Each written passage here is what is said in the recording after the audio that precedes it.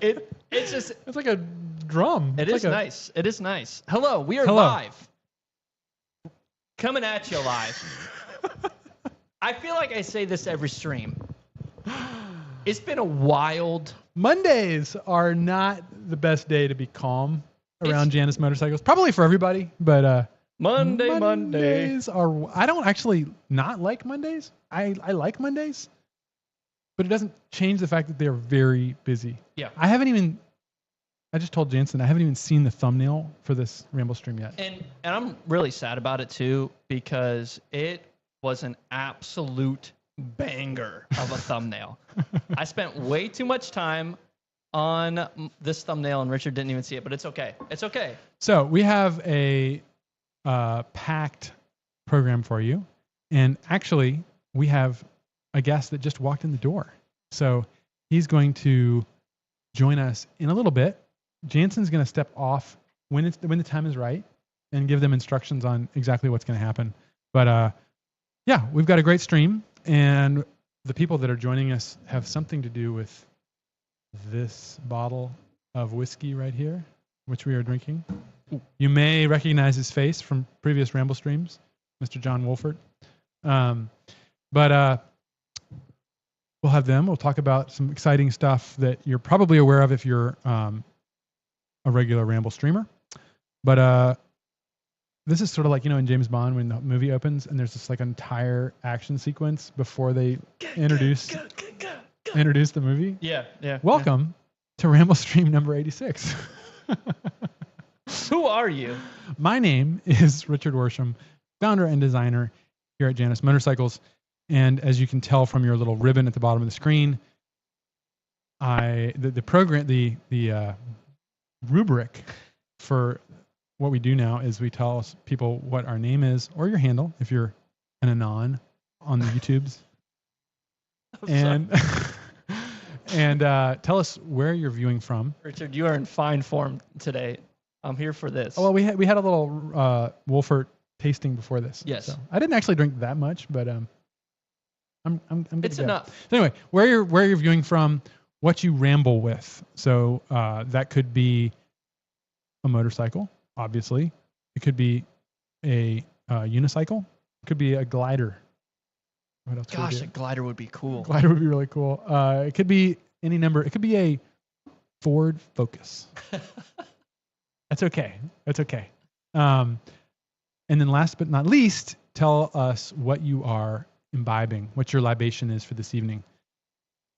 I already told you what my name is. I'm from Goshen, Indiana, broadcasting from TT, our fabrication shop. I ride a Halcyon 250 number. If you have a Halcyon, if you have a Janus, tell us the serial number. Number 68, 2018. A KLR 650 from 2009, and a 1980 Cushman Truckster. New to the stream, a 1980 Cushman Truckster. My name is Jansen.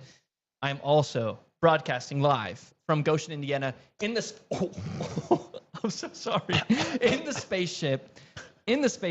I ramble on with a Tesla. It rambles you. It rambles me, and I'm okay with it. It's consensual, and I'm sipping on some Wolfford Reserve. That's me too. 23 starter. I wasn't sipping. I just got an injection down my esophagus. Straight to the dome. Let's see who's on here. The night is young.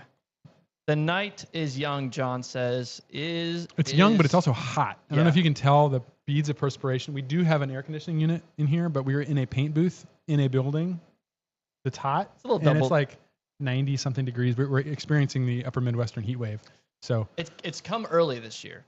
It has come early. The night is young and hot. The night is young and hot. Am I the only one that's reminded of the two gals doing a talk show on Sunday night live? Gals? Sweaty balls. I was waiting for you to kind of read what was next. Yes, that's how we feel. That is how we feel. We've got Hernando. Hello from Panama City, Florida, riding Halcyon 250 number 1155. No drink tonight. Maybe some sake later. Ooh. But not too much. Sake. as tomorrow I'll be riding early morning. Where are you going, Fernando? Are you just going on a ramble? Or are you riding with intention? Keith Haywood's on Halcyon Hey, number 706 in New York, sipping on What is he drinking? What kind of wine this evening? a chilled white. Oh, nice. I don't know what that last Sauvignon Blanc. Sauvignon Blanc. Peut-être. We got Straw Dog on Halcyon 250 John. number 769. Zur enjoying a pleasant evening in New Hampshire, sipping on Dogfish. I feel like he drinks Dogfish Head all the time. It's a nice IPA. Let's see who else is on. Old School's on. Old School is Lord. here. Old School was born a rambling man. He sure was. He sure was. And Old School, I got your emails today. Sorry I haven't had a chance to respond. It's a Monday. I saw them and I laughed. I actually laughed out loud, especially at the. Yeah, we won't even get into it. Yeah, Old School. We're glad you're here. We are so glad you were born a rambling man. This is Nick Gillespie. Ordered my 250 on Friday. Finalized everything with Mitch today. The bell rang. We saw your sale come through. I don't drink, but I may have to buy some just for your guests. Nice. I mean, there we go. We wouldn't be mad. Who else we got? Richard, who are you seeing? Well, I mean, I'm seeing Adam Niswanger. What do you say, Adam? I mean, we really do not. What is the word when you censor comments? We were posting this. I didn't even read this yet. Yeah, this is raw. This is raw. But he says, I have a couple of street bikes, but spend most of my miles each year on track coaching with the California Superbike School, using a 2025 BMW S1000RR for high speed rambling. Next bike will be a 450. That is awesome. You know, Adam, we have many customers. Actually, I was just talking to one who had a get off on a track day recently and has been reconsidering speed as a result. He's an older guy, yeah, good for him. But we have a lot of customers with like Panigales and S1000RR is that's quite a piece of machinery. That is a bike. All of a bike. Drinking. Oh, hold on. He's drinking some iced tea because it's 98. Okay, yep. There we go. That would cool you off for sure. Good to have you on the stream, Adam. What's our poem today, Richard? Our poem. We're gonna go right back to the garden hose here with Mr. Richmond Lattimore from his marvelous book, Sestina for a Far Off Summer, a recent acquisition of mine, first edition. Not to brag or anything. No. This poem is called Shrike.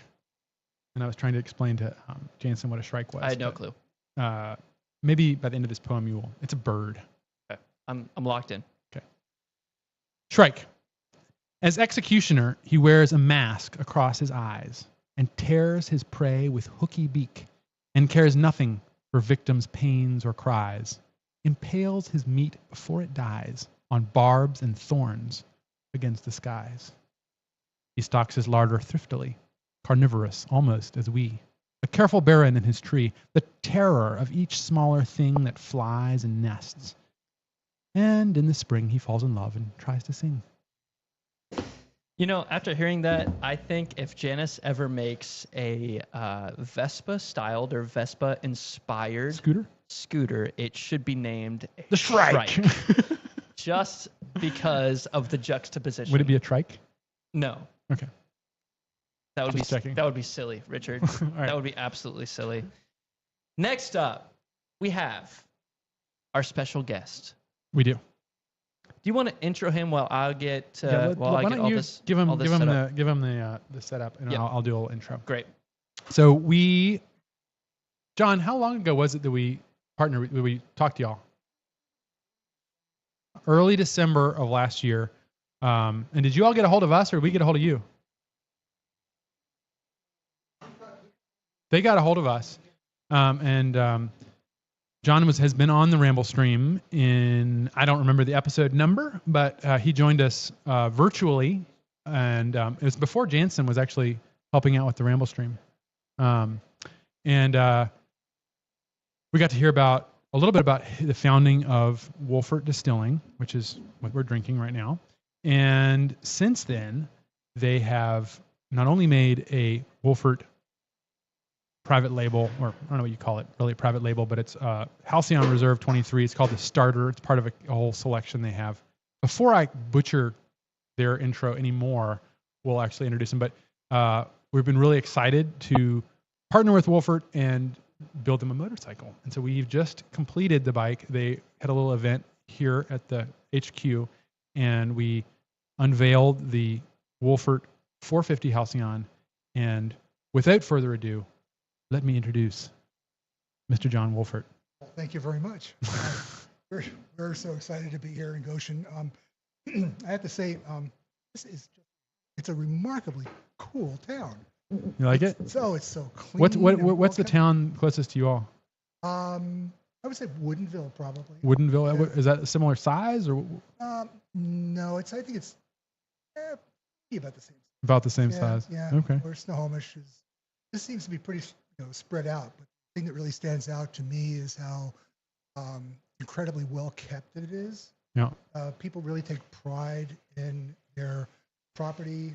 I have yet to see any litter. I mean, at all. All right, there we go. Don't Don't look behind the building. That's awesome. But you guys just built a fantastic bike, and Yeah, tell us about the bike you got. First of all, tell us a little bit about that, and then I want to hear a little bit more. Let's recap the story of Wolfford and what y'all are doing. But tell us about the bike that you ordered, how you picked it out, and what it looks like. Oh, well, it's great. I mean, if you want to look at it, go to our Facebook page or the Janus page. We'll feature it in a second. Yeah, it's terrific, and we went with the Halcyon. It's such a classic look. We wanted to be able to use it to be able to bring it to events and things. Okay, so this is like a promotional piece for y'all. Yes, yeah, absolutely. So we also, well, you probably saw the big backdrop that we had behind it with a 1920s police car chasing after bootlegger. you. Yeah. So, what we'll do is we'll put it in front of that so that people will be coming, like the cop cars chasing you. Okay, and so people can maybe sit on it and get pictures and stuff like that? Pictures, Okay. you can sit on it. They'll have, we have 1920s style motorcycle goggles to wear and 1920s helmets to put on in different sizes and stuff. So it'll be a lot of fun for people. So what did y'all have a lot of say in the way the bike looked? Tell us a little bit about that. Oh yeah, 100%. No, I mean, we worked with a number of people and just going over what color combinations would work really well, and the suggestions were fabulous. And this would look good with this, and we went over it and we used your site to be able to build the bike and the configurator. In the configurator, we were able to actually see what it really looked like. We were able to then print it out and show people and get feedback from them. Cool. So it's a black Halcyon 450 double copper pinstripe. Did I see? Yes. Double copper pinstripe, and then it's got the Wolfford logo, which is right here. But Jansen's going to pull up a picture here in a second. But the Wolfford logo on the fuel tank. And what else? Did you get any other options or upgrades? Tell us about it. You guys did a great job and put our we have the fuel cap. We have a word mark that they put onto the fuel cap, which is very, very cool. Yeah. Nice. Yeah, excited about it. Okay, cool. You want to scroll through some pictures? Cool. Jansen's gonna. So this is like your build of the week for this week. We're gonna talk about Wolfford's bike. Oh, this is awesome. I haven't seen any of this stuff. Okay, well there we go. Here we go. So this is literally your bike being built. This is not just a Halcyon 450. This is the Wolfford build. So it starts as a frame, gets the engine put in it, rear swing arm, front suspension units.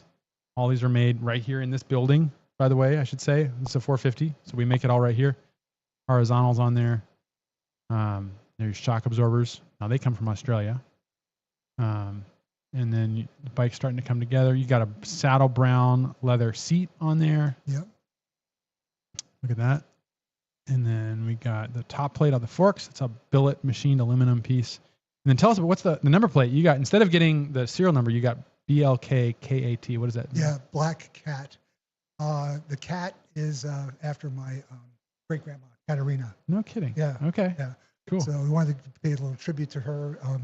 Being, you had to be tough back then. Yeah. Yeah, especially with 9 kids. Okay. Yeah. Cool. Was she affiliated with the distilling operation? Well, yeah. I mean, that was done actually in her house. Nice. Yeah. My grandpa was after he was a baker and did pretty much pies for the family, he had become a Boilermaker by I trade. remember the story. Yeah. Yeah. And that was the excuse for buying all the ingredients. Yeah. So they could buy a whole lot of sugar or whatever they're putting in there. Yep. Yeah. Yep. Okay. Yeah. And nobody would care because they owned a bakery. Got it. So if this is just an illustration, we've had trouble with this monitor. Oh, there it is. And I know that this is not gold, but it looks like gold to us. But this is copper, double copper pinstripe. There's the, what did you call that? The fuel cap? Oh, word mark. A word mark. Yeah, word mark. Yeah. So there's Wolfford on there. And there it is. There's Yeah. the Wolfford distilling on the side of the tank. Looking really good. It really does look fantastic in person. Yeah. Here's our ubiquitous Mitch airbox photographs. There's the matching leather fuel cap. And there it is with its headlight all fired up. Yeah. And ready to go. So they hadn't seen it until today. Yep. And we did a little cocktail event where they got to kind of demo some of their drinks, which were delicious. And we had a little gathering and in celebration. So to now tell us a little bit about Wolfford and the story of where you are. How long have you been around? All that stuff. We've been open a little bit over about a little bit over 4 years. We actually started construction during COVID. Okay. And got our federal permit at the end of 2020, and we opened in April of 2021. So similar to motorcycles and emissions, you have to there's some red tape associated with starting a distillery, right? It's not just like start building motorcycles and sell them anywhere. You got to go through some legalities. Yeah, there's a bunch of stuff. I mean, you got state stuff, you got federal stuff. There's not a lot of distilleries on personal property in the U.S. So how do you get around that? Well, we thought originally that we'd be able to do it put the distillery in our detached garage. Yeah. Because we know that it had to be detached, couldn't be from your house. From your house, yeah. And so I built it out in there, small. We only had 2 25-gallon stills. I engaged an expert to help get us through the Tax and Trade Bureau. Yep. Like a permit consultant. process. Yeah. And his comment was, "They're not going to approve that." And I said, "Well, how come?" And he said, "Because it's too close to your house." Okay. Now, normal people would think that would be because of something like fire. Yeah. You would be wrong. They need to be able to come and do an inspection anytime they want. Oh, okay. And because it's that close to my house, I could claim that they invaded my personal right of privacy. So anything that they would find would be inadmissible in court. Okay.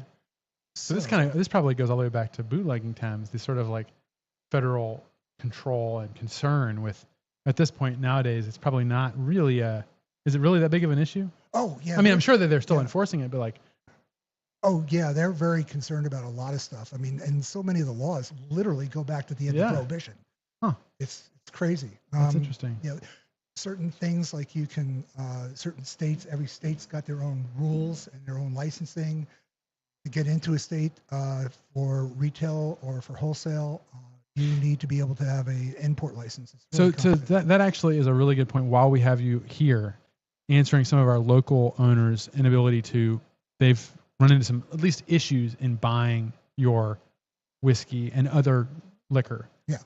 Tell us. We got a question right here. Christopher Smith says, "Can I purchase your products in Ohio?" Tell us how you do that, because you told me. Tell us about it. This is how it works. What you can do is you go to our website, and there's only 4 states that we can't arrange for you to get the product. And what we do is that go to our website and you buy the product. It is flagged and it winds up actually getting processed through a retailer in California. And that retailer in California is able to ship to you. I can't ship to you because of the rules in Washington State as to when you own. So if I'm just like a regular guy in Ohio, regular old Chris Smith in Cleveland, Ohio, how, like, is there like a special place that a website that I have to go to, or how does that work? Well, just go to wolffordcraftdistilling.com. Oh, you go to you all? Yeah. And then you can arrange yeah, for the. and you buy it, and then we go ahead and then we process it through the other company. And So you doesn't really, we as the consumer, we don't have to really worry too much. We just buy it from you and you process it. yeah, we process it through the other. So it's really straightforward. Yeah. Okay, there you It's go, really easy. Chris. Yeah, we can't go to I think it's South Dakota, Michigan. Period. Yeah, South Dakota, Michigan, Utah, and I believe Tennessee. Those are the only states we can't. So you really can't even get it in those states. Nope. Okay. Nope. Not unless it actually goes through.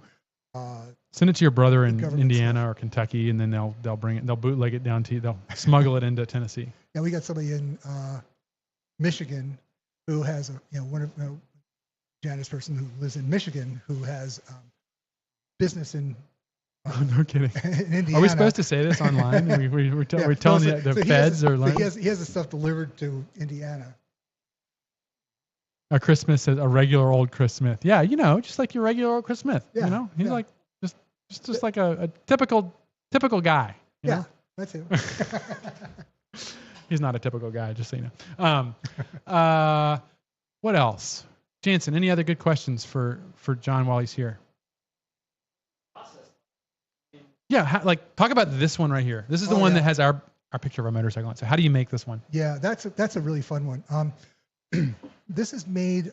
This is essentially the exact same mash bill that we use for doing what we call a starter sugar shine. Don't let the name make you think it's sweet. It is. We call it sugar shine because sugar was used in the fermentation process. We kind of call it a whiskey that we can't call whiskey, and that's because it was fermented with sugar. Whiskey has to be made only with grain. Whiskey also has to be aged in oak. And is that all whiskey or is that like bourbon? Well, all whiskey. Bourbon has to be aged in new American oak. Yeah. And I believe it's 2 years. Okay. Yeah, 2 years is what it is. And so we decided, when we make our sugar shine, it's kind of special because it's very, very smooth. And the reason it's smooth is that we only use what are called the hearts of the run, the very middle of the batch. The first stuff that comes off is what we call, I call it 4 shots. It's methanol. You don't want to drink that. That's the stuff that'll make you Put blind, it in your bike. kill you. Yeah, you can run a bike on it. You bet. Yeah, that'll work. But then what comes off are what we call the heads of the run. Hasn't had much time to come in contact with copper to help clean it. It's got a lot of what we call congeners in there. It's things that give you headaches and hangovers, that kind of stuff, And but then it smooths out. But near the end of the run, the grains have been in the still for a very long period of time. And what happens is that the fusel oils begin escaping the grains. And that tastes rather nasty.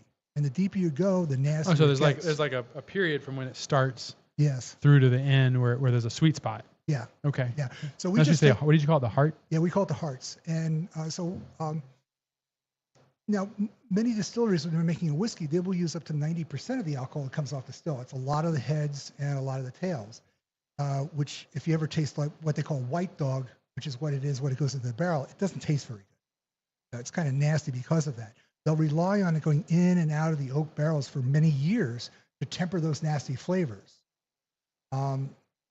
Normally we don't age the sugar shine, so we don't have the luxury of being able to have that work. Gotcha. Yeah. So what we do is we only use what are called the hearts of the run. So it's super, super smooth.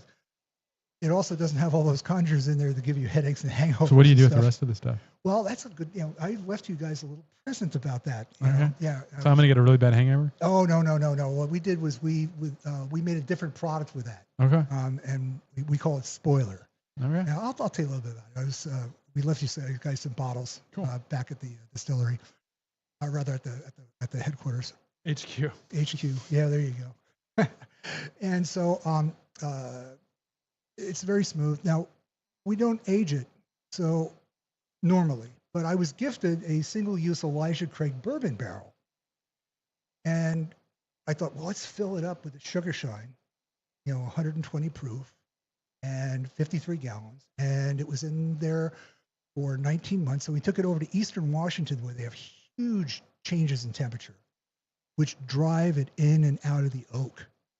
Well, when we went over and picked it up, brought it back, the Angels got their share. There was only 43 gallons left, and we tasted it, and it was fantastic. And that's what this is. We thought this needed to be at 100 proof, and well, you've tasted it. Quite good. Yeah. It's excellent, and I just like it with a big cube in it, or just a little splash of water. Yeah, this is my second bottle. There's another bottle up there empty. So I have to fix you up. Yeah. That's awesome.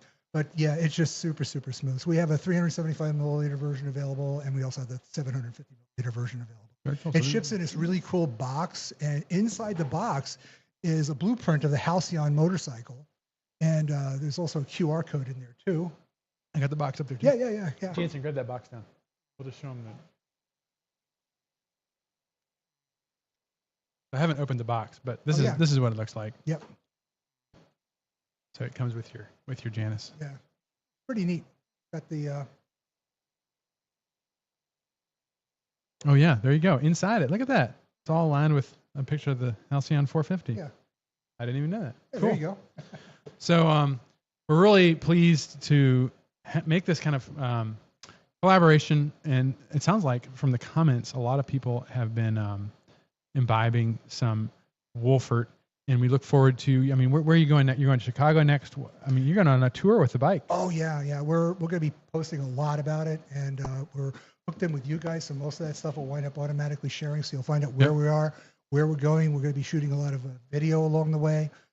Taking lots of pictures. We're going to be dragging taking the bike out, and setting it up, and letting people get pictures with it.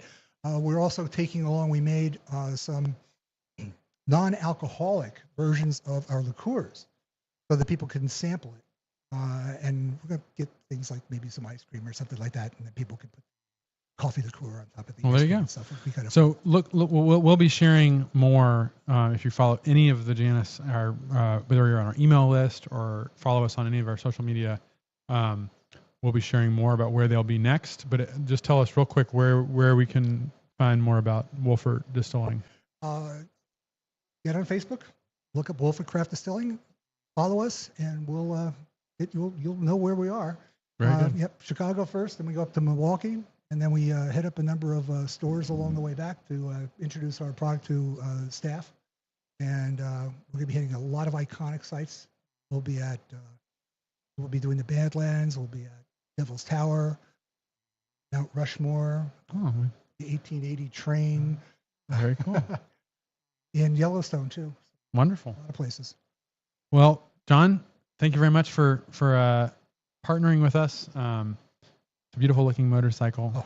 It's a smooth sipping whiskey, and we look forward to following along for more and seeing what's next, what we can do next with y'all. Absolutely fun.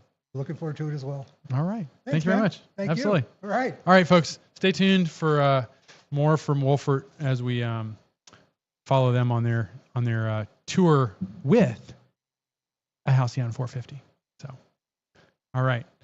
That's our build of the week. The build of the week is Wolfford. Thanks, John. That was awesome. Gary, behind the scenes, man. He was mixing a mean cocktail. Oh yeah, back there. I have never had a White Russian before. You've never had one at all? Until today. John, maybe two. Oh, I only had one. It tastes like a Wendy's Frosty, like in the best way possible. It was so incredibly good. Big fan. Also, I was told that you can hear the air conditioning in the back. That's for your sake and ours, so that we don't die in here. No one wants that. Yeah. Especially. There's a kind of a rattle. Yeah. Are you hearing that rattle? We got. Yeah. It's the. No, it's not. It's. Well, that's always been there, Richard. Don't think about that too hard. It's really noticeable, though. It wouldn't be the Ramblestream without a little bit of silliness, you know? Oh, yeah. All right.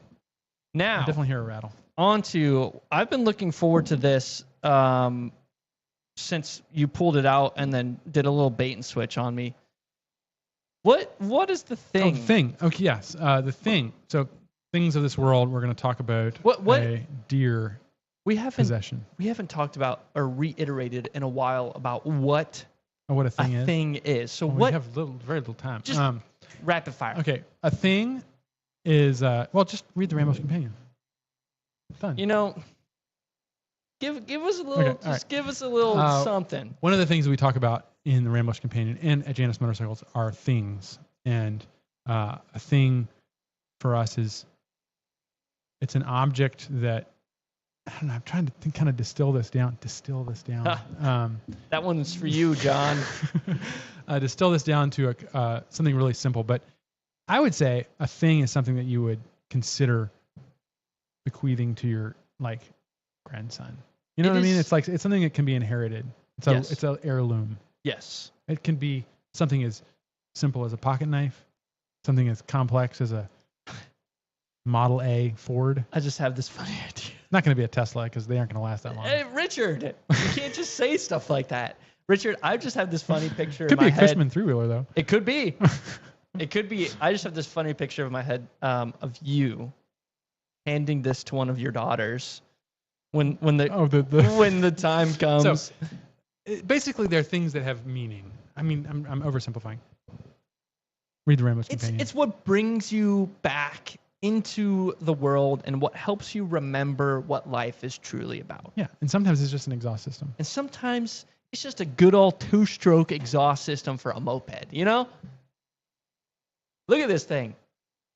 We got to hold this up so we can see it. Oh, it's crazy. Here, we'll put it in there. There's a white background. So this is, if any of you all are 2-stroke fans, you'll immediately know what this is. But yeah, hey. This is an expansion chamber.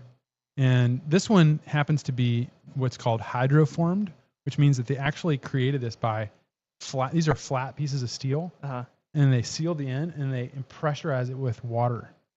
So you don't pressurize with air because then you could die. But if you pressurize with water, it doesn't compress. Doesn't move as fast. It doesn't compress.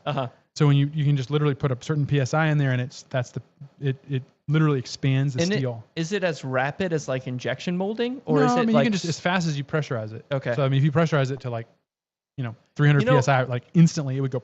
Are you familiar with there's a YouTuber named Alex Steele? No. Who is a he's a blacksmith. Yeah, he's a blacksmith. Yeah. And he and a friend did some testing with hydroforming, I believe. Yeah. So anyway, it's really interesting. There's lots of ways you can do it. Hydroforming is one way. They can also use there's a lot of different systems you can make it. The one that we are familiar with is you hand form them over a cone with a hammer. And that's how all of our first moped exhausts were made, and if you have a Halcyon 50, actually, if you have a Janus motorcycle, your exhaust is made that way. We still use the same system. We use a cone and we hammer the cone over the cone.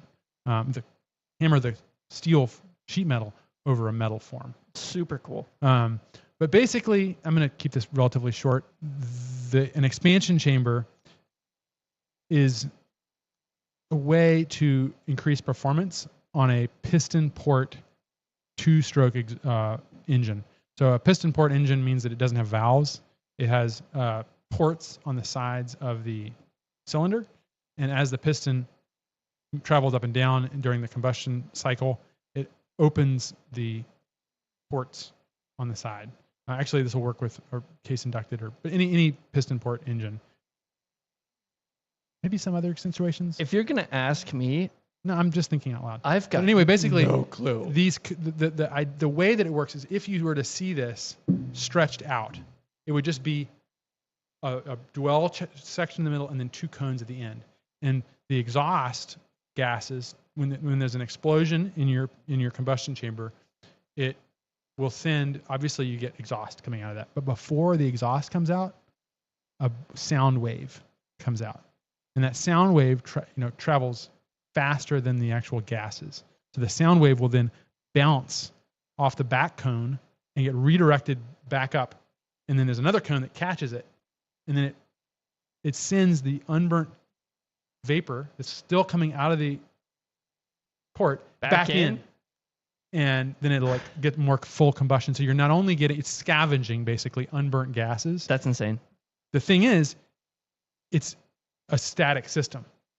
At least Meaning? Most exhaust. It's a metal cone system, and it's this shape. And so it only works at certain RPMs.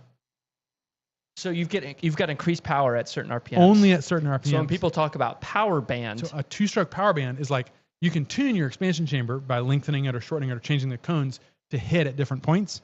But because it's a sound, it actually functions harmonically. So you can get harmonic power bands. So you can get like one power band, and then you hit another, the harmonic of that, and you get another power band. That's So what it feels like is you can be like, you're like insane. on your little two-stroke, and you're like, and then you just like get whiplash all of a sudden, and then it'll die out again. Can you do the sound again, just for the people? It's a two-stroke. You get shy now, huh? Ding, ding, ding, ding. Gosh, it's such a good sound. It's such a Anyway, good sound. it's basically like a supercharger Uh-huh. that's operating. It's actually like, they say a naturally aspirated or forced induction. It's forced inducing but it's doing it through the exhaust port. So Mark Zwig up here just said, Mark Zwig, sorry. Expansion chamber design is voodoo science to me. And I read that and I said, it can't be too crazy. That's insane. Well, that it actually doesn't make is any a little sense. bit of a gray art, because there is math. Obviously, it follows Right. the rules of physics. Right. But we don't really understand all the ramifications. And the way that It could Devin, split the world in two. who I started Janus with, he experimented. He used like rules of thumb, and like he would benchmark other exhausts, but then he would just like kind of play around with it and see what would work. Uh-huh. And he would end up with some really incredible exhaust systems that would work. And the crazy thing is, they kind of work on like everything. Uh-huh. So you kind of like just tune it. And so that's what this is right here. This is what's called a Proma circuit. I think this is an Italian exhaust. And originally, this all laid flat. And the reason that it's curved like this is not for performance. It's so that it fits the motorcycle. So again, you can bend it in the middle, and it still It doesn't operates matter. the same way. But even though I'm not even gonna try to, It just I'm not bounces even gonna around. try to understand. I'm not even It's gonna try to. really cool. So anyway, what we did is we chopped it, and then we bent the whole thing up to fit my 1978 Gorelli Super Sport, which is the first moped I ever had. My first two-wheeled vehicle. Mm-hmm. And so this is actually the exhaust off of my first bike. I don't have the bike anymore, but I still have the exhaust. And it's been modified like 3 or 4 times since then. Wait. I sold the bike. But took the exhaust? What a crazy thing. And we didn't even make this one. Anyway, actually, this is a silencer that we made for it, which is just packed with insulation, like wall insulation. I'm sure it's really good to breathe in. Yeah. Yeah, just hold your breath around it. Ramifications, that's how Mary had a little lamb. I mean, Jim, I don't know what that means. And I may regret saying that Maybe I said ramifications. live. Anyway. Live. Oh, like it's a sheep. Oh, Maybe. I've got absolutely no clue. It is voodoo, Mark. I'm still trying to wrap my head around how sound waves can push things. But Yeah. I guess a sonic boom is a thing. There's some really cool simulations of this on, like, if you go on like Google Images or like places like or YouTube, Yeah. check it out. It's really cool. And if you have a 2-stroke, it basically just means that you can very easily upgrade your 2-strokes. 4-strokes are not as easy to upgrade. You can't get that. You can't put an exhaust on a 4-stroke and have it do what a 2-stroke exhaust does. Right.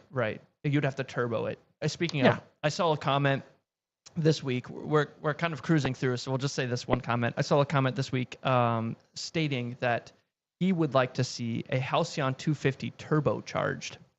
We've talked about doing And that. I think I want to do supercharger. post chopper, that could be a Maybe really we- fun. Maybe we supercharge a chopper. That would be crazy. I'm here for it. I want to do a supercharger. I mean, turbo would be cool too. I think that'd be insane. What the exhaust reminds me of a little bit is a Venturi tube. Mhm. But instead of air, it's sound. I mean, similar. It's fluid dynamics. Right. But yeah, pretty cool. Very interesting. Very interesting. One of these days we'll do. Have we already done a carburetor talk? On the Ramblestream? Yeah. A little We could bit. do a whole thing on carburetors too, if we Yeah. haven't already. Yeah, Anyway, we should. we got to move on. We did things of this world. You want to talk about this? Oh yeah. So news and updates. The big one today is Wolfford, and buy yourself some Wolfford Do it. whiskeys and liquors of all varieties. They were just showing us vodka. They do all kinds of stuff. But the other event today that launched or that was released was a podcast featuring yours truly. It was 2.5 hours long. Bro. So if you really want to listen to it, if you want to know my life story, Here, I'll link it. it's on wherever you find your podcasts. The guy's name is Drew. He's an old Janus fan, back to the 50cc days. and his podcast is called Moto Adventurer. It's available on all the Spotify, all those spots. But it's not video. It's just an audio podcast, which is really cool. A classic audio podcast. So we spent a really fun 2+ hours talking about kind of my backstory, how I got into bikes, some things you might have heard before, and some other things you probably didn't. And talking about rambling and motorcycling and lightweight bikes, all the stuff that is fun to talk about. Yeah. So that came out this morning. Check it out. What else? What other news we got? That's about it for this week. You're the news guy. I'm the news guy. I'm just here. It's been a long Monday. It's been a good Monday. It's been a good Monday. But good.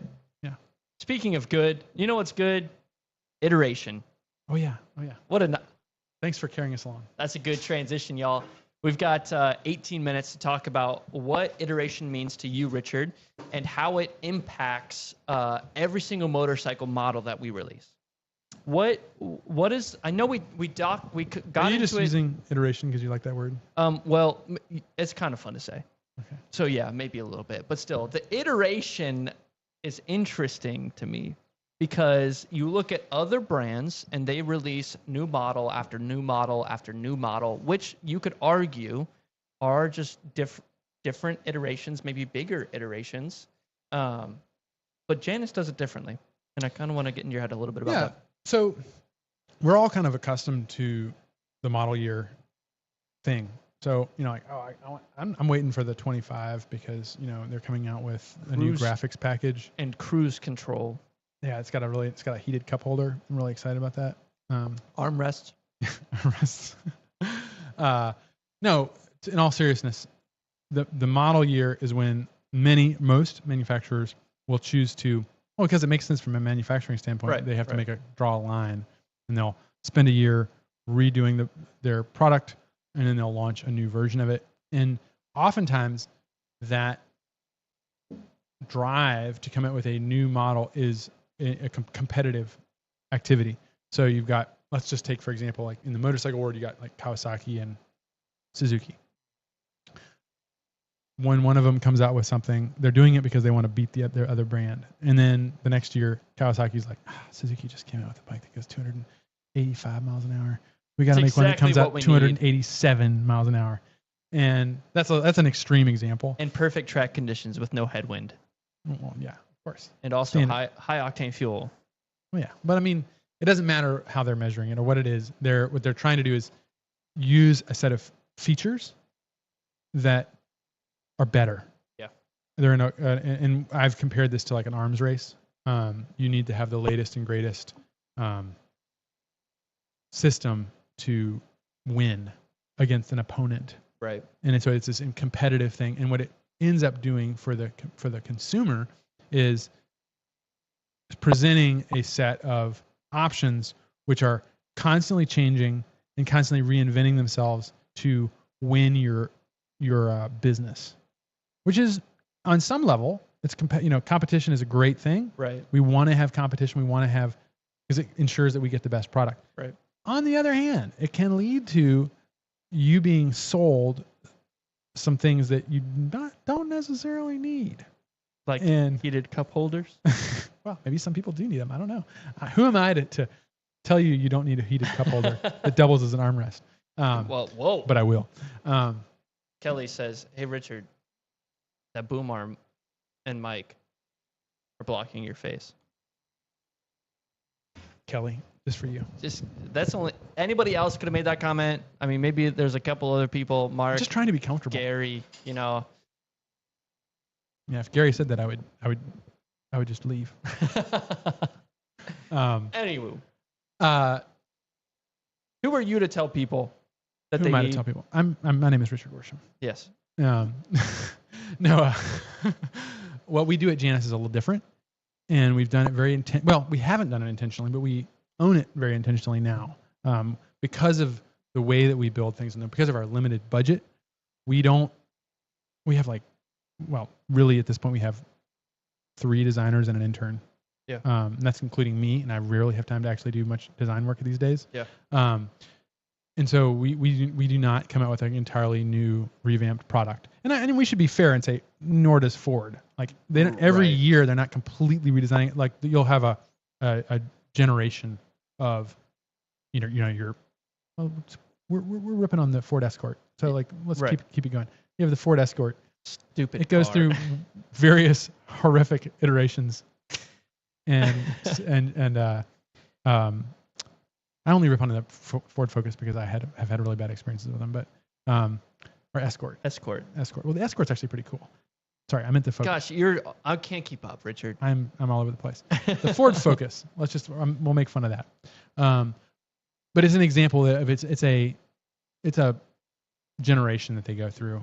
So they're not completely redesigning it, but they have to at a certain point. And if you don't go through this iterative process, you're going to get left behind. Right. And you're not going to be able to survive. Right. Well, I think it speaks to a little bit of ripping on the Ford Focus a little bit is it speaks to the design language of each manufacturer, even motorcycle manufacturers, right? If you're making a car or a motorcycle that will one day be outdated, just on a strict like looks basis, what are you really making it for? Are you making it for profit or out of the pursuit of making the perfect thing? And that's a really good question. I mean, you're getting right to the meat of it when you say that. Who wins? Like if we're talking business only, who wins that race? Right? I think, and this is just an opinion, but I think the person who wins that race, I mean, it's the classic turtle or the hare. Who wins? It's the turtle. It's hard to say because I mean, on some level, there are people that want to have the latest and greatest, and they want to be able to signal that I have the new version of that. And I'm not knocking it. I'm like, it's nice to have a new, and it looks new. Yeah. And but I think you're trying to get at there is if we really like clear the table and we just kind of think about what the value proposition of a product, especially let's just say we're talking about vehicles, talking about cars and motorcycles. If it looks, the question you said is, what is the real benefit to the consumer if we're just trying to design something that looks like it's from 1985 versus 1979? Mm-hmm. Right. And maybe there's folks out there that we really like the aesthetics of the mid 1980s. And, I mean, I like mid 1980s bikes. Listen, not even bikes. A Porsche 944 S is a poor man's Porsche, and it's your dream. It's my dream currently. Gosh. So there's some like personal taste and preferences, which is fine. It's the headlights for me. It's the pop-up headlights. You're the one who's all over the place. Yeah, I'm a sucker for it. But because of our limited budget and scale, what we've been limited by, and I often talk about this, we're limited by our circumstances. We can't do a full redo of the design every year. Yeah. So what we end up doing is just kind of making it a little bit better. Right. A little bit better. And we don't end up leaving it to the end of the model year. We'll just do it for We'll just do it for whenever we come up with a new upgrade. Right. And so what that means is that the way we see it is and we really consciously do at this point, we're just trying to refine the concept. So let's just take, for example, the Halcyon concept. The Halcyon doesn't live specifically in any displacement. It's a 50. The Spirit lives in a 250. It lives in a 450.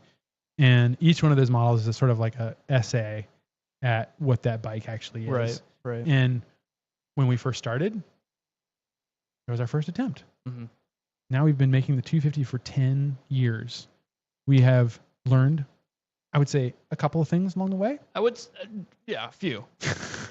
Just a and couple. Those have informed what we understand of that concept and how we approach it. And now you, as a Halcyon 250 or Halcyon 450 customer, get to take advantage of everything we've learned. Doesn't mean that if you have like me, Halcyon 250 number 68, which is 8 years old now, all the upgrades and options that we come out with now, I can buy and put on my bike if I want to. Maybe 95% of them, right? Like I've been saying.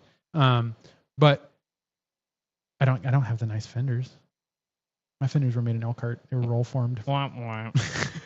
He's not sad about it. It's fine. It's they're, fine. they're beautiful. They're really narrow.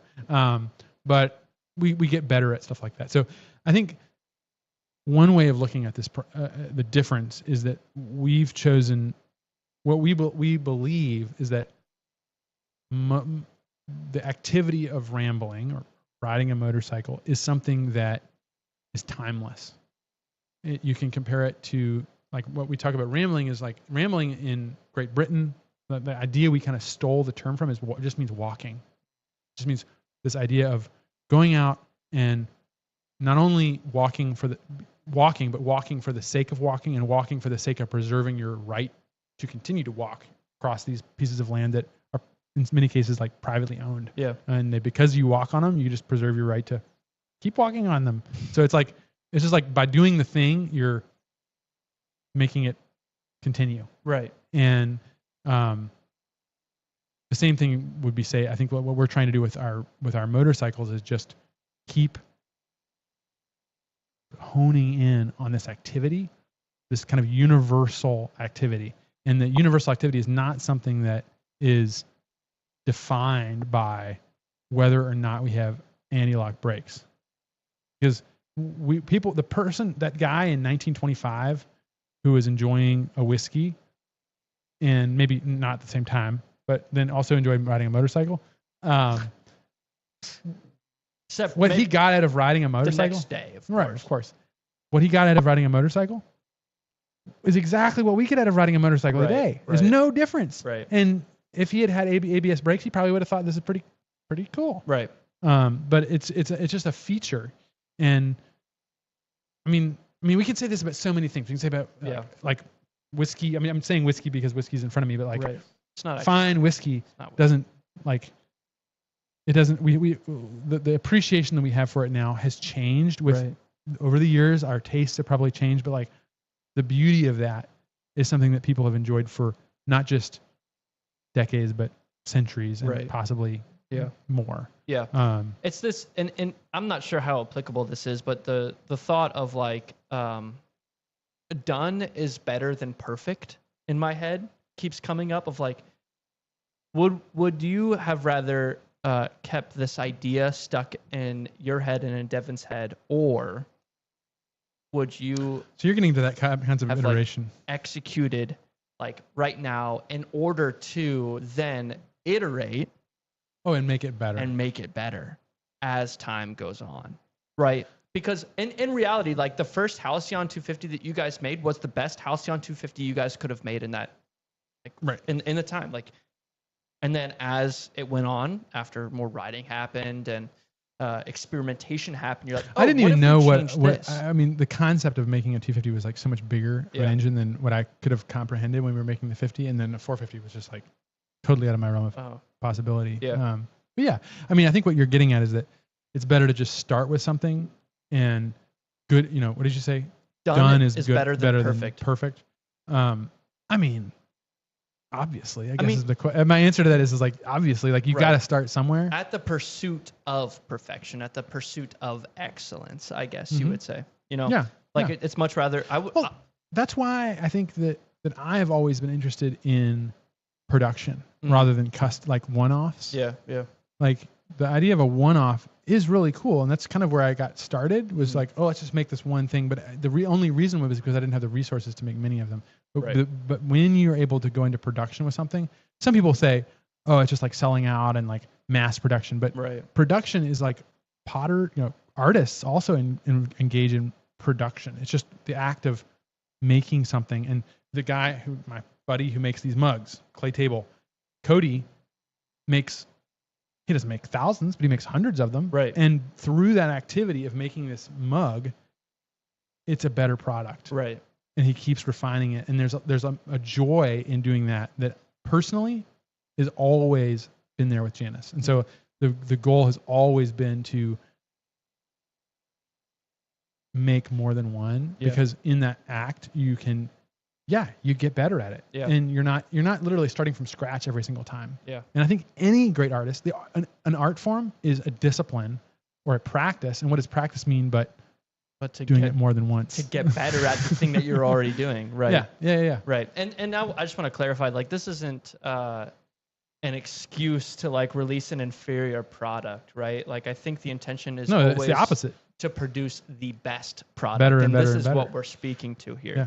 of like the ability to take a look at what we're making, and it could be anything. It could be motorcycles in your case, or it could be art in other people's cases. Like anything that you're making, the ability to do it once proves that you can do it again and again and again and iterate based on the first version.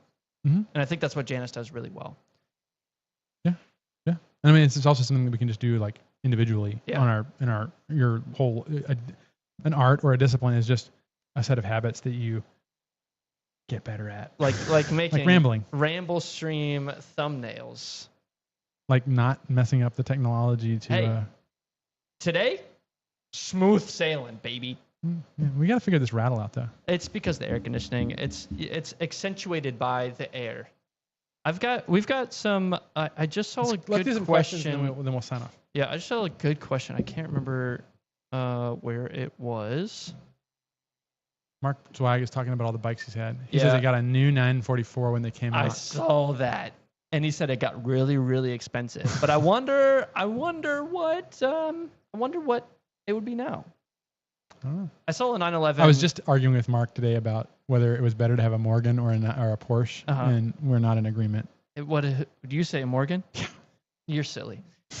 Nicholas Gree says, I don't know if this is pretentious of us, but kind of like a Porsche 911, small improvements over decades. And if absolutely, I mean, we're a little biased on this side of things, right? But I think that exact process is what we're after. Yeah, I mean, in the car that you're talking about, they threw it all out the window and put the engine in the front of the car. They said, I don't care what we've done in the past. We're going to put it in the front, dang it.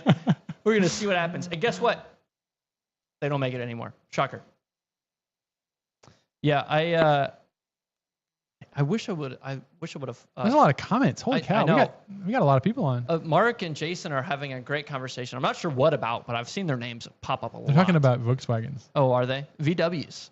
I know Mark had mentioned like the VW Bug. It's an evolution. I love my VWs. Ooh, Mark. Okay. The Halcyon 250 is an evolution, not a revolution. You better. But in its revolution, don't do this to me. Revolts. Don't do this to me, please. Yeah, I think that's true. I think that speaks to what the Halcyon is, especially after making what, almost, it's over 1,200 units, if you will. Well, we're like getting close to 2,000 total bikes. Yeah, that's crazy. And now the 250s are learning from the 450s, which is really cool. Sweet. Which is really cool. Oh, here we go. My Yugo is a perfect example of what happens if you don't learn and evolve your products. Do you have a Yugo, Scott? I hope he does. No. Yugo.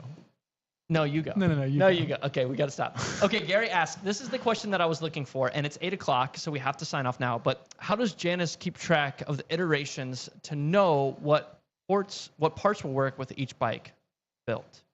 We just ask Ryan. Our wizard. No, our build wizard. Mostly I'm not.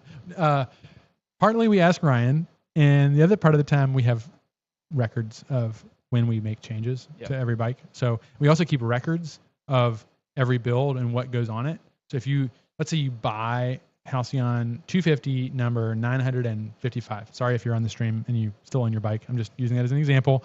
If you were to buy that bike used and you were to call us, we could tell you what that bike came with stock, and we could also look up at what the changes were in, like, if we made a change, we'll record what that is. Yeah. If we didn't make a change, we don't.